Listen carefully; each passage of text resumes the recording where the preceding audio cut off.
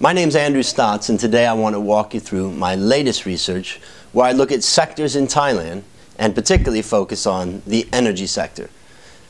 I start off this research with a one-on-one interview with the new CEO of Thai Oil, Kunwirasak Gosit Paisan. We talk about the business, about his past, and the challenges that he has ahead. The next thing I want to talk about in this research is my sector model. I've spent a lot of time trying to think about what is it that can help us think about whether we should be over or underweight different sectors.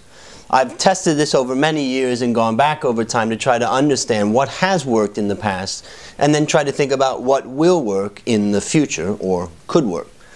Based upon this model, the attractive sectors right now are the energy sector, telecoms, and the unattractive ones are materials and consumer discretionary.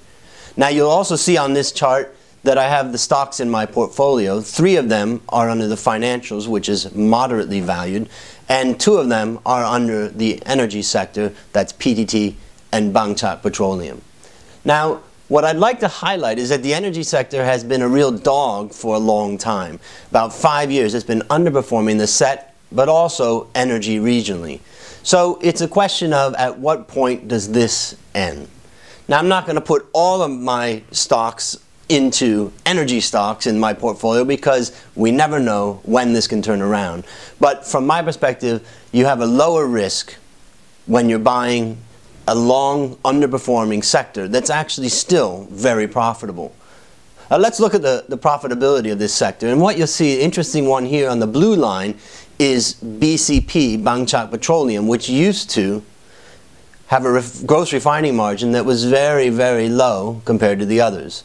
After it upgraded to become a complex refinery, it got actually a premium gross refining margin. Now the reason why it has a premium is because it doesn't have any petrochemical businesses, unlike Thai Oil and IRPC. So Thai Oil and IRPC are going to optimize their refining unit to make sure that they're making money across the whole company. So a better way to look at this probably is to look at the ROE, the final outcome. And in this chart you can see that BCP and Thai Oil have a similar ROE over a long time now since the upgrade to become a complex refinery for BCP. So that level of profitability makes me feel pretty comfortable with BCP and also Thai Oil. Now right now Thai Oil is not in my portfolio. I had it in, there was some bad price action, I decided to get out, but at some point I may come back in. But now I've got 2 stocks, PTT and BCP.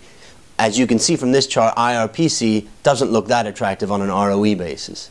Now recently I've been talking about cash conversion cycle, and what you can see from this chart is how strong PTT is, one of the leading companies in Thailand on the cash conversion cycle. Of course, that doesn't mean that the companies at the other end of this chart are bad. It's just the dynamics of exploration and production are very different than the dynamics of PTT's, in this case, gas separation and gas distribution business. Now, what I oftentimes look at is a measure of profitability, ROE, relative to price to book. It allows me to try to understand what am I paying in price to book for every unit of ROE. Now what you can see is that stocks such as BCP and PTT have a very high ranking on this measure. In other words, for every 1 in price to book, I'm getting 14 in ROE. So you can see in the other case, Thai Oil, similar ROE, but the price to book is much higher, therefore the ranking's lower. And so it's less attractive right now for me, though that could change. That sums up the research from this week, highlighting the energy sector. Thank you for listening, and I'll see you next time.